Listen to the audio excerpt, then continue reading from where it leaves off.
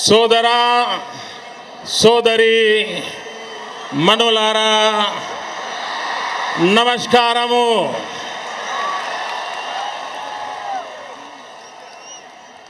భారతదేశ ప్రగతికి తెలుగు వారి కృషి ప్రశంసనీయము.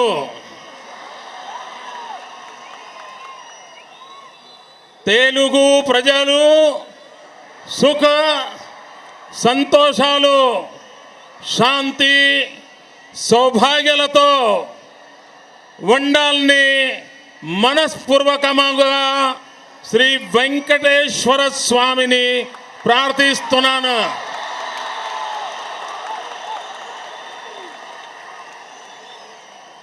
ప్రస్తుత కష్ట పరిస్థితుల నుండి మీరు అందరూ త్వరగా బయటకు రాగలు తారని మనసారా కోరుతున్నాను.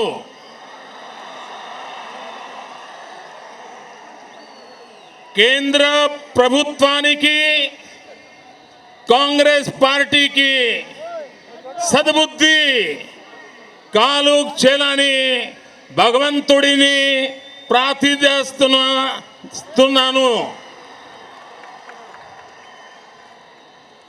గుజరాత్తో తెలుగు వారి సంబంధాలు చాలా ప్రాచీనమైనవి కాబట్టి గుజరాత్ రాజ్యములో తెలుగు మీడియం స్కూల్ చాలా ఉన్నాయి. తెలియ చేస్తూ నేను చాలా సంతోషిస్తున్నాను. స్వతంత్ర జయమము లో సర్దార్ పటేల్ కమా మున్షి ద్వారా హైదరాబాద్ ప్రాంత ప్రజలకు మహత్తరమైన సేవ చేయబడింది. సెప్టెంబర్ 17, 1948 రోజు ఈ ప్రాంతానికి స్వాతంత్ర్యం వచ్చింది.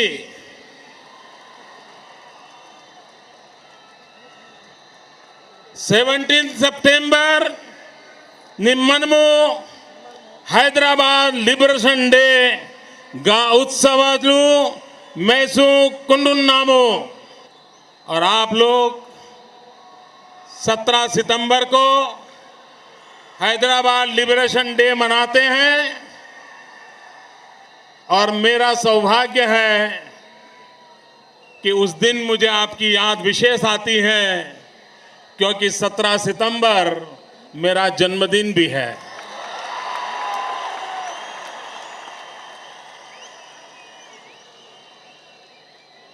मैं आंध्र प्रदेश भारतीय जनता पार्टी के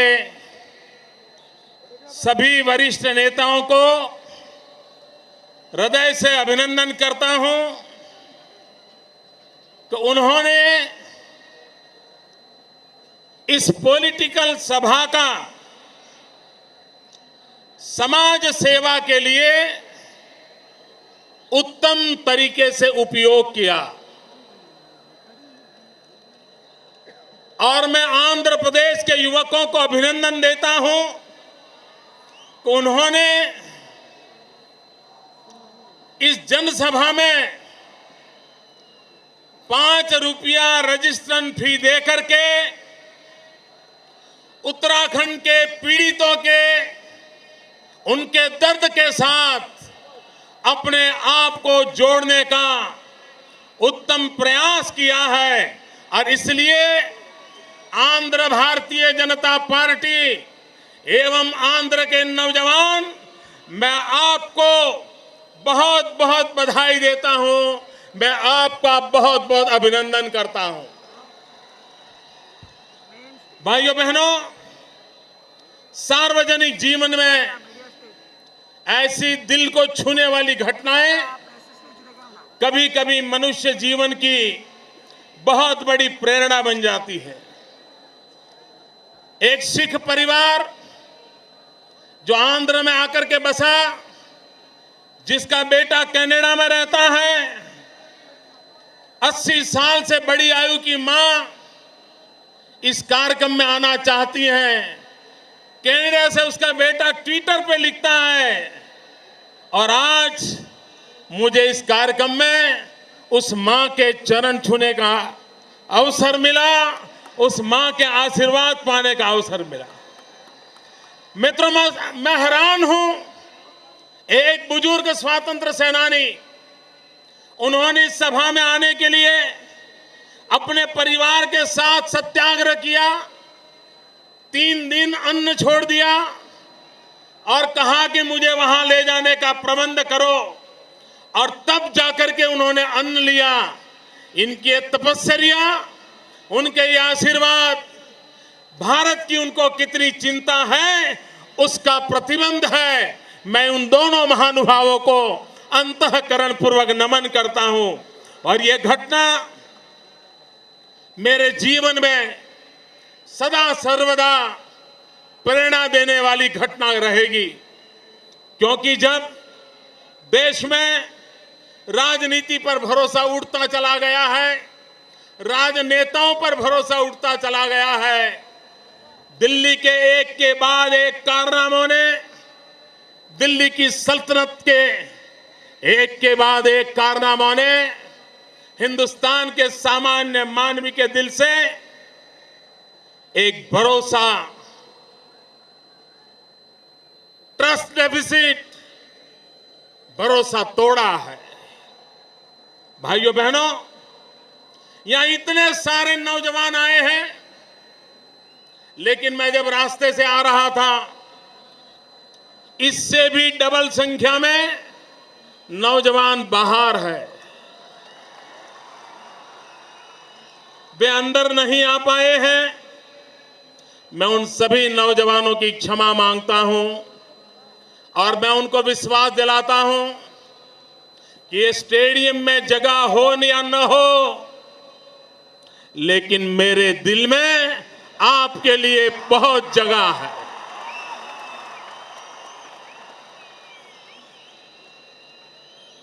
आप तो मुझे वहां पर लगे हुए वीडियो से देख रहे हैं, टीवी से देख रहे हैं, लेकिन मेरा सौभाग्य नहीं है कि नौजवान मित्रों, मैं आपको यहां से देख नहीं पा रहा हूं, लेकिन मैं विश्वास दिलाता हूं, मुझे जब भी मौका मिलेगा मैं आंध्र में दोबारा आऊंगा।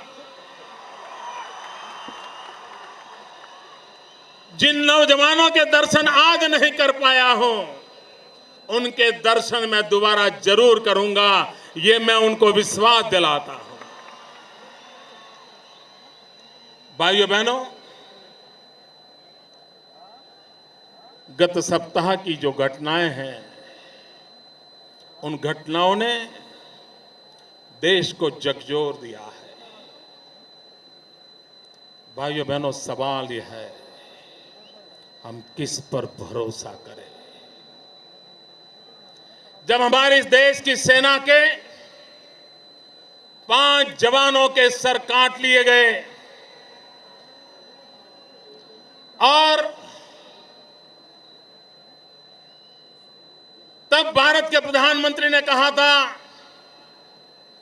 कि ऐसी घटना अगर दोबारा होगी तो हम पाकिस्तान से हिसाब चुकता करेंगे।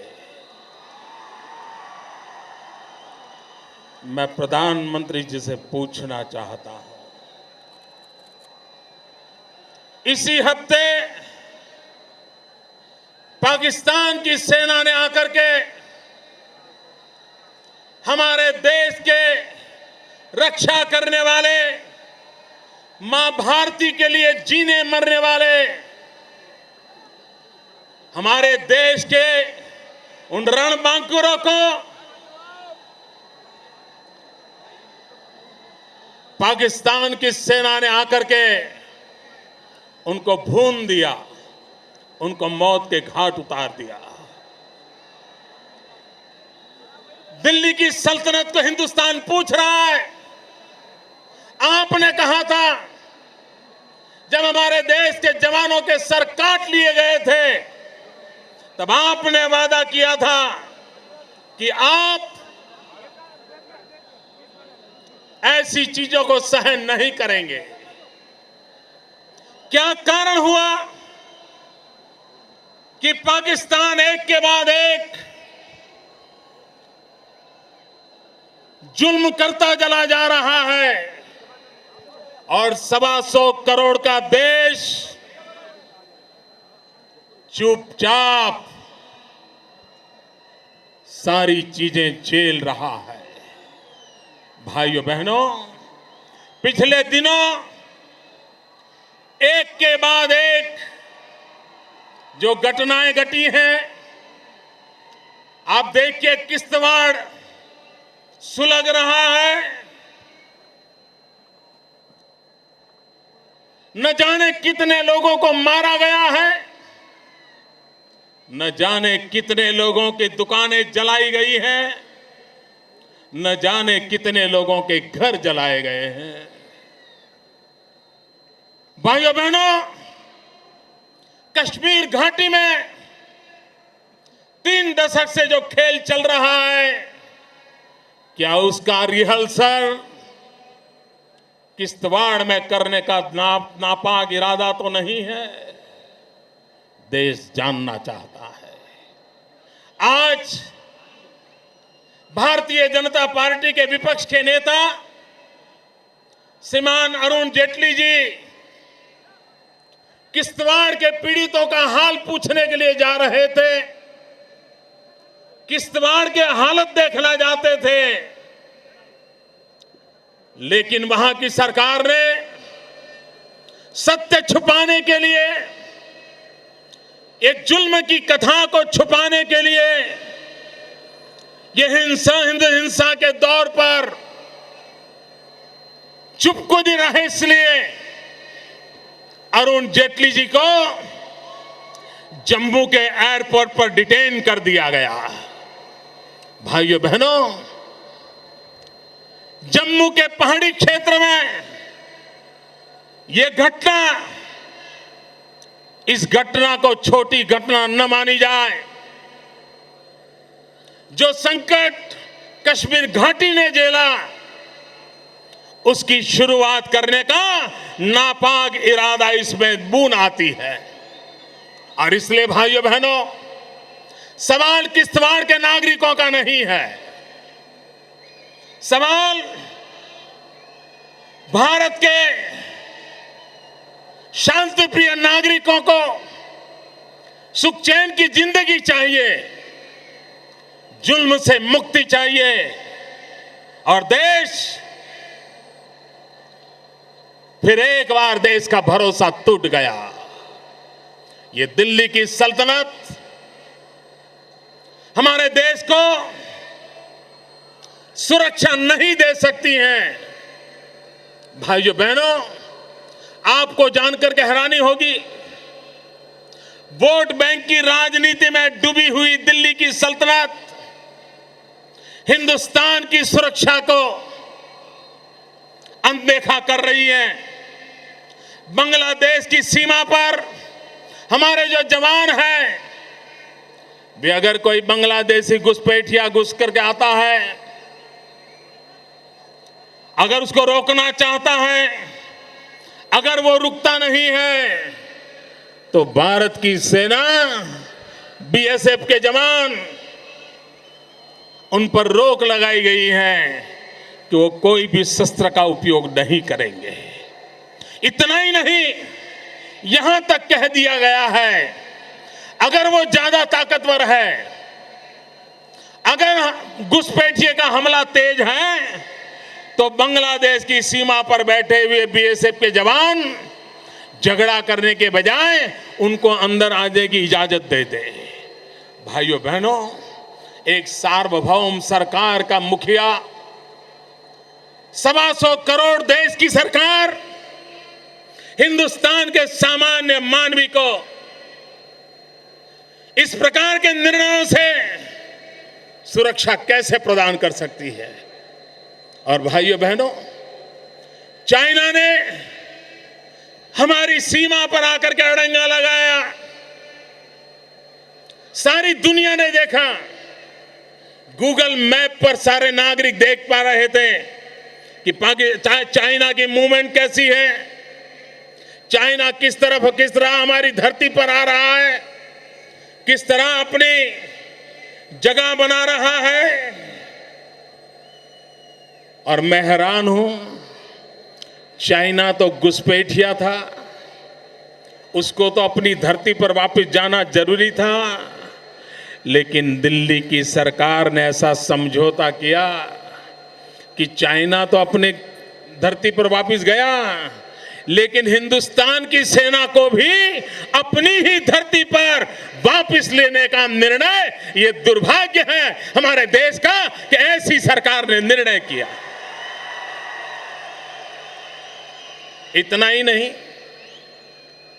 बड़ी बयानबाजी करके भारत के विदेश मंत्री चाइना गए और चाइना में जाकर के चाइना के साथ उनकी इन जो हरकतों के खिलाफ आवाज उठानी चाहिए थी, लाल आंख कर करके चाइना को समझाना चाहिए था। उसके बजाय हिंदुस्तान के विदेश मंत्री ने चाइना में जाके बयान दिया कि बीजिंग इतना बढ़िया शहर है, मुझे यहां रहने का मन कर जाता है। डूब मरो मेरे देश की सरकार चलाने वालों, डूब मरो। आपको शर्म आनी चाहिए। ये गांव पर नमक छिड़क रहे हैं आप लोग, हिंदुस्तान के 125 करोड़ नागरिकों के मन पे लगी चोट पे आप एसिड छिड़क रहे हो। इतना ही नहीं, हमारे जवानों के जो सर काट लिए गए थे और उसके बाद भारत के विदेश मंत्री जयपुर जाकर के पाकिस्तान के मेहमानों को बिरयानी खिला रहे थे और कहते क्या हैं, ये प्रोटोकॉल है। मैं देश के नौजवानों को पूछता हूं, जो मेरे देश के जवानों के सर काट लें, क्या उनके साथ प्रोटोकॉल होता है? क्या मेरे देश के जवानों के सर काट ले उनका प्रोटोकॉल होता है? क्या ये हिंदुस्तान की जनता को उसकी पीड़ा पर, उसके गांव पर नमक छिड़कने का काम है कि नहीं है? और इसलिए भाइयों बहनों, 125 करोड़ का देश, इटली के लोग आए और केरल में हमारे मछुआरों को गोली मार दे, कोई गुनाह नहीं था उनका। वो मछुआरे मछली पकड़ने गए थे, गरीब मां के बेटे पेट भरना चाहते थे, मेहनत कर रहे थे। इटली के जवान आए, आकर के मेरे देश के 2 मछुआरों को गोली से भून दे और उनको अरेस्ट किया जाए और वो ये कहें हिंदुस्तान के अंदर कोई जेल में है, उसको अगर बेल चाहिए तो नहीं मिलती है। लेकिन वो कौन लोगों का इन्फ्लुएंस था कि इटली के उन जवानों को बेल मिल गया? वो इटली चले गए और जब वापिस आने की नौबत आई तो इटली सरकार ने आंख दिखाई और कहा कि सैनिक नहीं आएंगे। ये तो भारत की सुप्रीम कोर्ट ने आंख दिखाई। इटली के हाई कमिश्नर को कह दिया गया कि तुम हिंदुस्तान छोड़ नहीं सकते हो। तब जाकर के इटली को झुकना पड़ा और हिंदुस्तान को वो सैनिक देने पड़े। भाइयों बहनों, मैं इन घटनाओं को इसलिए सुना रहा हूं कि दिल्ली में बैठी हुई सरकार किसी विषय पर भी गंभीर नहीं है। उनको इस देश की समस्याओं की चिंता नहीं है। मेरे नौजवान मित्रों, आपको हिंदुस्तान की चिंता हो रही है, मेरे नौजवान मित्रों, आपको हिंदुस्तान की चिंता हो रही है, आपको हिंदुस्तान की चिंता सता रही है। मेरे नौजवान मित्रों, आपको हिंदुस्तान की चिंता है, मुझे मेरे देश के नौजवानों की चिंता है। मन में सवाल उठता है, इस देश की युवा पीढ़ी का क्या होगा? रोजी रोटी पाने के लिए कहां जाएंगे? मित्रों, कांग्रेस की सरकार महाराष्ट्र में भी है, कांग्रेस की सरकार आंध्र में भी है। और हमारे कांग्रेस के मित्रों को जरा बुरा लगेगा, लेकिन कान खोल करके सुन लीजिए, आंध्र में भी आप कई वर्षों से राज कर रहे हैं, महाराष्ट्र में भी आप कई वर्षों से राज कर रहे हैं, और हिंदुस्तान में सबसे ज्यादा आत्महत्या की घटनाएं अगर कहीं होती हैं तो महाराष्ट्र में और आंध्र में होती हैं, जहां के नौजवानों को आत्महत्या का रास्ता लेना पड़ता है। भाइयों बहनों, हमारे आंध्र के नौजवान पेट भरने के खातिर आज उनको गल्फ कंट्रीज में जाना पड़ रहा है। और ये Congress party divide and rule, यही उनकी तरकीबें रही हैं। 2004 में कांग्रेस पार्टी ने आंध्र के लोगों को वादा किया था, तेलंगाना देने का वादा किया था। आंध्र से पूरे हिंदुस्तान में किसी एक राज्य में से सर्वाधिक एमपी अगर कांग्रेस को मिले हैं तो आंध्र से मिले हैं। दिल्ली में कांग्रेस की सरकार टिकी है तो आंध्र में से मिले हुए एमपीओं के कारण टिकी हुई है। उस आंध्र को कांग्रेस ने क्या दिया? आपको वादा किया था, निभाया? भाइयों बहनों, छोटे राज्यों की रचना अटल बिहारी वाजपेयी ने भी की थी। छत्तीसगढ़ बना तो मध्य प्रदेश भी मिठाई बांट रहा था, छत्तीसगढ़ भी मिठाई बांट रहा था। उत्तराखंड बना, उत्तर प्रदेश भी मिठाई बांट रहा था, उत्तराखंड भी मिठाई बांट रहा था। झारखंड बना, बिहार भी मिठाई बांट रहा था, झारखंड भी बिहार मिठाई बांट रहा था। ये कांग्रेस के वो कौन से कारनामे हैं कि उसने भाई भाई के बीच दरार पैदा कर दी है। एक भाई दूसरे भाई को मारने जाए, ये हालत पैदा करने का पाप कांग्रेस पार्टी ने किया है।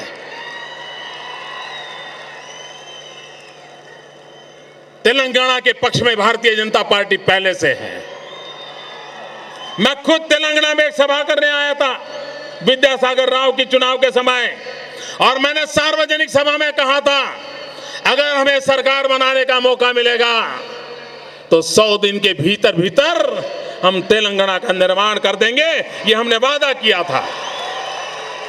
लेकिन हमने तब भी कहा था, किसी भी कीमत पर सीमांध्र की अनदेखी नहीं की जा सकती। सीमांध्र का भी विकास सारे हिंदुस्तान को गौरव हो, ऐसा होना चाहिए। सीमांध्र के अंदर जो शहर आए हैं, वो शहर हैदराबाद से भी ज्यादा प्रगतिशील बने, इसकी व्यवस्था होनी चाहिए। लेकिन दिल्ली की सरकार को ये करने की फुर्सत नहीं है। अगर उनको ये हैदराबाद दोनों राज्यों की राजधानी बनानी थी और ये कहना था कि 10 साल के बाद दूसरी राजधानी बनाएंगे, तो मैं दिल्ली की सरकार को पूछना चाहता हूं, ये काम 2004 में आपने शुरू क्यों नहीं किया? क्यों दूसरी राजधानी की तैयारी क्यों ना की? आंध्र के लोगों को अन्याय करने का आपको अधिकार नहीं है। और इसलिए भाइयों बहनों, हमारे दिल में तेलंगाना का भी उतना ही महत्व है, सीमांध्र का भी उतना ही महत्व है। भाइयों बहनों, मैं एक छोटा व्यक्ति हूं, लेकिन गुजरात की धरती से आया हूं।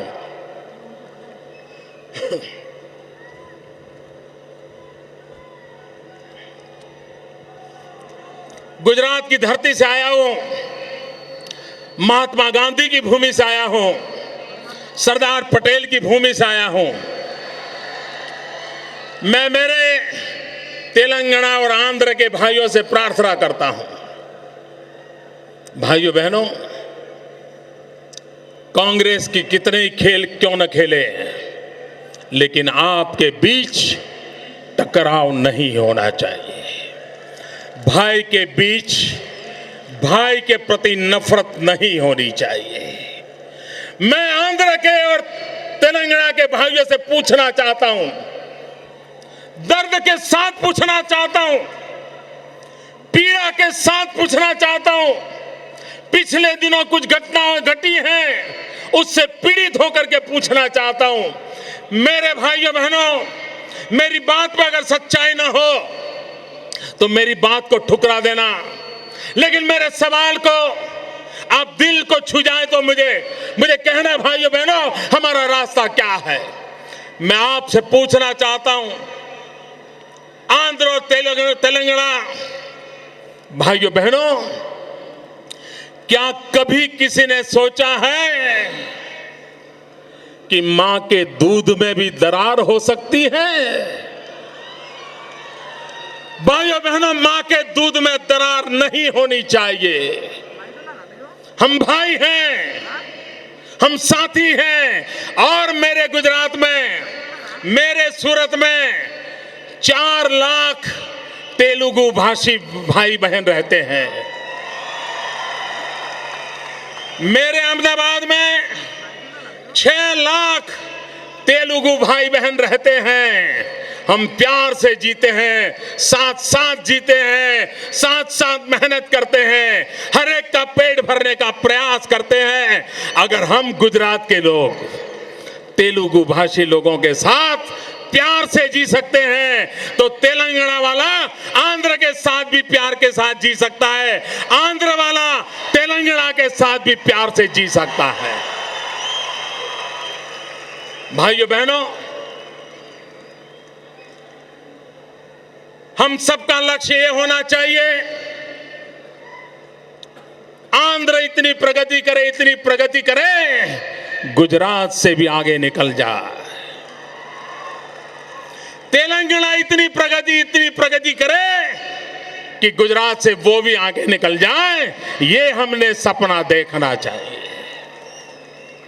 और भाइयों बहनों, विकास एक ही रास्ता है, विकास में ही समस्याओं का समाधान है। हमारी सारी मुसीबतों का समाधान विकास में है। ये कांग्रेस पार्टी किसी भी हालत में विकास के रास्ते पर जाने को तैयार नहीं है, क्योंकि उसको जवाब देना भारी पड़ जाता है। यहां जो लोग मेरी आयु के बैठे हैं, उन्होंने कभी आज से 40 साल पहले कभी भी बाजार में घी की दुकान हो तो वहां कभी ऐसा बोर्ड पड़ा था, शुद्ध घी की दुकान पड़ा था? आज से 40 साल पहले शुद्ध घी की दुकान, ऐसा बोर्ड नहीं लगाना पड़ता था। घी की दुकान लिखा, इसका मतलब ही वहां घी शुद्ध ही मिलता होगा। लेकिन आज बोर्ड लगाना पड़ता है, शुद्ध घी की दुकान, क्योंकि शुद्ध घी नहीं मिलता है। भाइयों बहनों, आज से जब वाजपेयी जी की सरकार थी, इस देश में गरीब की थाली में रोटी की चिंता नहीं थी। गरीब की थाली में रोटी पहुंचती थी, और इसलिए कभी फूड सिक्योरिटी पर सोचना नहीं पड़ा था। ये कांग्रेस पार्टी ने गरीब की हालत इतनी खराब कर दी है कि आज जैसे शुद्ध घी की दुकान, वैसे उनको फूड सिक्योरिटी बिल की बात करने की नौबत आई है।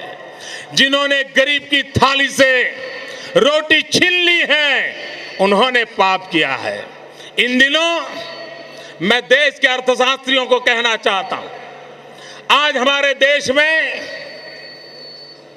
एक शब्द चल रहा है पिछले कुछ वर्षों से, इंक्लूसिव ग्रोथ। इंक्लूसिव ग्रोथ, यह शब्द पहले क्यों नहीं था? 10-10 पंचवर्षीय योजना पूरी हुई, न कभी प्लानिंग कमीशन ने इंक्लूसिव ग्रोथ शब्द का प्रयोग किया, न दिल्ली में बैठी हुई किसी सरकार को करना पड़ा, न राज्य में बैठी हुई किसी सरकार को करना पड़ा। आज क्यों करना पड़ा? आज इसलिए करना पड़ा है कि कांग्रेस ने 60 साल तक इंक्लूसिव कुछ भी नहीं किया है, सब कुछ एक्सक्लूडेड किया है, एक्सक्लूडेड। कई लोगों को उन्होंने विकास से वंचित रखा है, कई लोगों को उन्होंने गरीब रखा है, और तब जाकर के आज उनके लिए ये नौबत आई है। भाइयों बहनों, कांग्रेस पार्टी इस देश के लिए बोझ बन गई है। लेकिन मैं आज आंध्र में आया हूं, तब मैं एनटीआर को याद करना चाहता हूं। इस देश की एनटीआर ने एक बहुत बड़ी सेवा की थी। न सिर्फ आंध्र के सम्मान की सेवा की थी, उतना नहीं, न सिर्फ आंध्र के गौरव के लिए लड़े थे, इतना नहीं, लेकिन एनटीआर ने कांग्रेस विरोधी राजनीति को बल दिया था। ये एनटीआर के प्रयास थे कि दिल्ली में कांग्रेस गैर कांग्रेसी सरकार बनाने का इस देश के अंदर संभव हुआ था। मैं आंध्र में सभी राजनीतिक दलों से अनुरोध करता हूं, एनटीआर को उत्तम से उत्तम श्रद्धांजलि क्या हो सकती है? एनटीआर को उत्तम से उत्तम श्रद्धांजलि कांग्रेस मुक्त भारत के निर्माण करके ही हो सकती है। और जो जो एनटीआर की लीगेसी का दावा करते हैं, उनका पहला कर्तव्य बनता है कि हिंदुस्तान को कांग्रेस मुक्त बनाने के लिए जो भी करना पड़े वो करना चाहिए।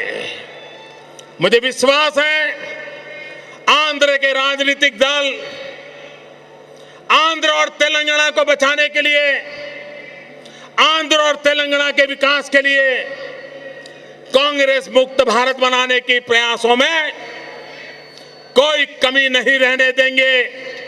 कांग्रेस विरोधी शक्तियां एक आएगी और आंध्र की धरती पर से ये जुल्म,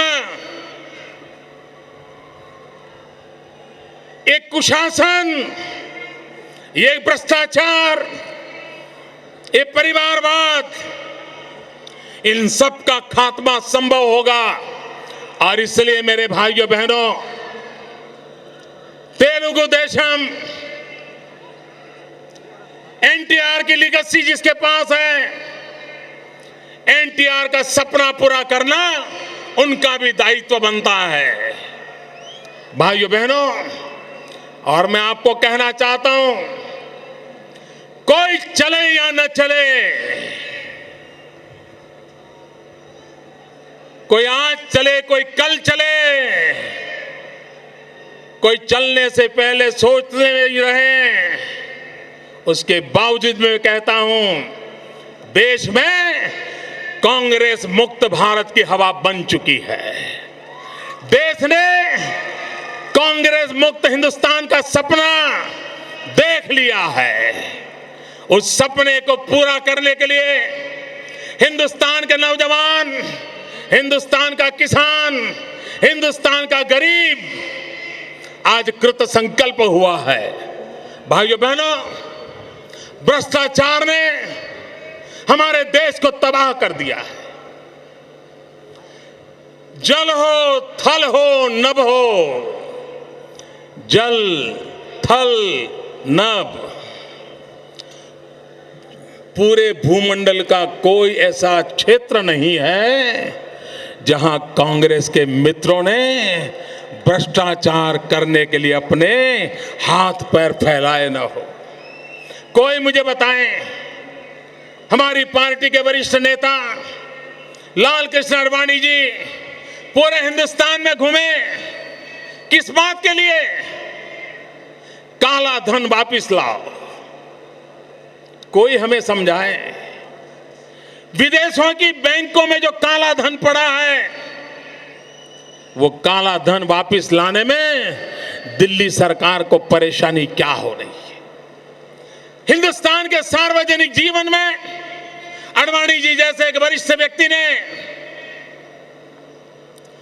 भारत की भलाई के लिए काले धन को वापस लाने के लिए मांग की, लेकिन दिल्ली की सल्तनत ने किसकी भलाई के लिए इस मांग को भी ठुकरा दिया। तभी सवाल उठता है कि काला धन किसका है? यह किसका काला धन है जो विदेशी बैंकों में अरबों खरबों के रुपए पड़े हुए हैं? भाइयों बहनों, आज भारतीय जनता पार्टी और एनडीए, उनकी सरकारों ने देश में सुशासन की मिसाल दिखाई है। इतने सारे नौजवान हैं, सारे विश्व में स्किल डेवलपमेंट का महत्व प्राथमिकता बन गया है, लेकिन आपके आंध्र में स्किल डेवलपमेंट की दिशा में नामो निशान नहीं है। मैं आंध्र के कांग्रेस के नेताओं को कहना चाहता हूं, अगर आपको गुजरात से नफरत है, गुजरात का नाम मत लो, लेकिन आपके पड़ोस में तमिलनाडु में डॉक्टर जयललिता जी की सरकार ने स्किल डेवलपमेंट के क्षेत्र में जो काम किया है, जरा उससे तो कुछ सीखो और आंध्र के नौजवानों की भलाई के लिए कुछ तो करो। आज भी भाइयों बहनों, दिल्ली की सरकार को समझ नहीं आ रहा है कि गरीब की थाली में रोटी कैसे पहुंचे। मैं दिल्ली की सरकार को कहना चाहता हूं, कांग्रेस के नेताओं को कहना चाहता हूं, गरीब की थाली में रोटी पहुंचाने का रास्ता हमारे छत्तीसगढ़ के मुख्यमंत्री डॉक्टर रमन सिंह जी ने दिखाया है। उन्होंने जिस प्रकार से पीडीएस सिस्टम को आधुनिक बनाया है और भारत की सुप्रीम कोर्ट ने उनको सराहा है, लेकिन किसी भी कांग्रेसी सरकार को गरीबों का भला हो उसके लिए न कुछ सीखने की इच्छा है, न कुछ समझने की इच्छा है, न कुछ करने की इच्छा है। इतना ही नहीं, बेटियों का सम्मान कैसे हो, परिवार में कन्या का गौरव कैसे हो, मां बाप को बेटी बोझ न लगे, एक सामाजिक आंदोलन कैसे खड़ा हो।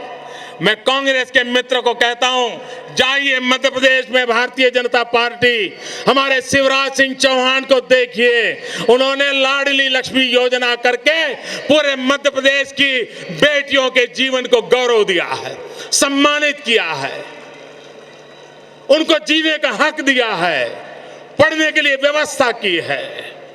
क्या हमारे देश की बेटियां, उनको शिक्षा नहीं मिलनी चाहिए? दिल्ली की सरकार 60 साल बीत चुके मित्रों, एक ही परिवार ने दशकों तक राज किया है, लेकिन सामान्य मानव की भलाई के लिए कुछ भी करने में वे सफल नहीं हुए हैं। भाइयों बहनों, मैंने भारत के प्रधानमंत्री को एक बार कहा था, मैंने कहा आंध्र के पास 900 किलोमीटर से बड़ा समुद्री तट है, गुजरात के पास 1600 किलोमीटर का समुद्री तट है, महाराष्ट्र, कर्नाटक, गोवा, केरल, तमिलनाडु, उड़ीसा, पश्चिम बंगाल, इन प्रदेशों को समुद्र तट का सौभाग्य मिला है। मैं भारत सरकार को कहता रहा कि एक समुद्र तट पे जो राज्य बसे हैं उनकी एक सेपरेट मीटिंग बुलाई जाए, 2 दिन उनसे चर्चा की जाए और समुद्र तट के राज्यों की कठिनाइयां क्या हैं, वो ग्लोबल इकोनॉमी के जमाने में एक्सपोर्ट इंपोर्ट के युग के अंदर हमारे तटवर्ती क्षेत्रों का विकास कैसे करें ताकि भारत का रुपया टूटता हुआ बच जाए। आप देखिए, हिंदुस्तान जब आजाद हुआ तब $1 की कीमत थी ₹1।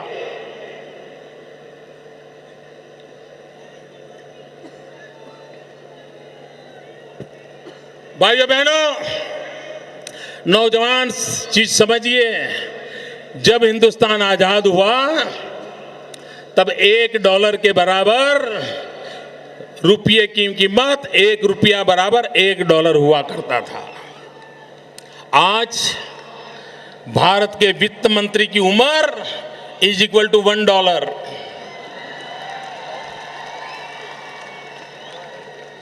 $1 कभी ₹65, कभी ₹64। आप कल्पना कर सकते हैं क्या होता होगा देश का। मित्रों, पिछले 1 वर्ष में भारत सरकार के आंकड़े बोल रहे हैं कि हिंदुस्तान से पढ़ने के लिए, एक जमाना था पूरा विश्व हिंदुस्तान की धरती पर पढ़ने के लिए आता था। दुनिया के देशों के नौजवान भारत में आकर के शिक्षा दीक्षा लेते थे। आज अकेले पिछले वर्ष हिंदुस्तान से जो नौजवान विदेशों में पढ़ाई लेने करने के लिए गए, उनको चाहिए वैसी पढ़ाई यहां नहीं मिल रही थी। वो तो गए, हमारा बुद्धि धन तो गया, साथ साथ हमारा लक्ष्मी धन भी गया। ये हमारे जो नौजवान विदेश गए, उनको फीस भरने में 1,20,000 करोड़ रुपया हिंदुस्तान की खजाने से खाली हो गया। क्या दिल्ली की सरकार हिंदुस्तान में अच्छी शिक्षा मिले, हमारे नौजवानों को भटकना न पड़े, ये व्यवस्था नहीं कर सकती है? नहीं कर रही है। भाइयों बहनों, आज गांव में डॉक्टर नहीं है, गांव के गरीब आदमी को दवाई चाहिए, दवाई की व्यवस्था नहीं है। क्या दिल्ली की सरकार को इतने साल हो गए हमारे देश की जनता की आवश्यकता के अनुसार डॉक्टर तैयार हो, डॉक्टरों को तैयार करने के लिए मेडिकल कॉलेजेस हो? क्या ये नहीं हो सकता? मित्रों, आंध्र और गुजरात 2 राज्य ऐसे हैं जो सबसे ज्यादा दवाई के उत्पादन के क्षेत्र में काम कर रहे हैं। दवाई तो उत्पादन हो रही है, लेकिन दवाई लिखने वाले डॉक्टर नहीं है, तो गरीब की बीमारी कहां से जाएगी? भाइयों बहनों, ऐसी ऐसी समस्याएं, खाने को रोटी नहीं, पहनने को कपड़ा नहीं, रहने को घर नहीं, पढ़ने को शिक्षा नहीं, बीमार को दवाई नहीं, ये सारी अमानतें कांग्रेस से जुड़ी हुई है। ये कांग्रेस ने दी हुई विरासत है। और इसलिए भाइयों बहनों, हिंदुस्तान के आने वाली कल की चिंता करनी है, हिंदुस्तान के भाग्य को बदलना है, तो भाइयों बहनों, हमने विकास का रास्ता अपनाना पड़ेगा। और मैं कहने आया हूं मित्रों, विकास के रास्ते के बिना हम सामान्य मानवी का भला नहीं कर सकते। पीड़ित, शोषित, दलित, आदिवासी, मछुआरे, इन सब का कल्याण कौन करेगा? क्या हुआ? कांग्रेस पार्टी ने इनके कल्याण की दिशा में कुछ नहीं किया। उनको तो चुनाव आते हैं तब तिजोरी खाली करो, वोट पाने के रास्ते खोजो, उसके सिवाय कोई रास्ता सूझता नहीं है। और इसलिए भाइयों बहनों, आज मैं आपसे अनुरोध करने आया हूं, मैं हैदराबाद की धरती से पूरे हिंदुस्तान को प्रार्थना करने आया हूं कि इस देश के हर नागरिक को हिंदुस्तान की चिंता है। हर देश का नागरिक चिंतित है, नौजवान चिंतित है। अगर हम भरोसा नहीं देंगे, अगर उनको हम विश्वास नहीं देंगे, तो जो डेमोग्राफिक डिविडेंड की बात करते हैं हम, 65% जनसंख्या 35 से नीचे की है, उसके पास शक्ति है, सपने हैं, सामर्थ्य है, लेकिन उसके पास काम नहीं है। अगर हम हमारे नौजवानों को रोजगार नहीं देंगे, तो इस देश की हालत क्या होगी इसका आप अंदाज कर सकते हो। भाइयों बहनों, मैं आज जब हैदराबाद की धरती पर आया हूं तो मेरे मन में सरकार की कल्पना क्या है वो भी आज मैं बताना चाहता हूं। भाइयों बहनों, मेरा स्पष्ट मत है, सरकार का एक ही मजहब होता है, सरकार का एक ही मजहब होता है और वो मजहब होता है इंडिया फर्स्ट। सरकार का एक ही मजहब होता है, इंडिया फर्स्ट। भाइयों बहनों, सरकार का एक ही धर्म ग्रंथ होता है, सरकार का एक ही धर्म ग्रंथ होता है और वो धर्म ग्रंथ है भारत का संविधान। भाइयों बहनों, सरकार की एक ही भक्ति होती है, वो भक्ति है भारत भक्ति। सरकार की एक ही शक्ति होती है, वो शक्ति है कोटि कोटि जनशक्ति। सरकार की शक्ति है जनशक्ति। भाइयों बहनों, सरकार की पूजा होती है 125 करोड़ हमारे बंधु भगिनी की भलाई। सरकार की पूजा होती है 125 करोड़ देशवासियों की भलाई और सरकार की कार्यशैली होती है सबका साथ सबका विकास। इस मंत्र को लेकर के हमने आगे वाले दिनों में हिंदुस्तान के भाग्य को बदलने के लिए कांग्रेस से भारत को मुक्त कराने का प्रयास करना है। मैं एक चीज आपसे बुलवाना चाहता हूं, बोलेंगे? पूरी ताकत से बोलेंगे? 2 हाथ ऊपर करके बोलेंगे? मैं जो बोलूं वो आपको बोलना है। Yes we can. मैं बोलता हूं, फिर बोलिए। Yes we can. Yes we can. Yes will do. Yes will do. मेरे साथ बोलिए, जय तेलंगाना। मेरे साथ बोलिए, जय सीमांध्र। जय तेलंगाना, जय सीमांध्र। भारत माता की, भारत माता की वंदे। पूरी ताकत से बोलिए दोस्तों, वंदे वंदे वंदे वंदे वंदे वंदे वंदे वंदे वंदे वंदे।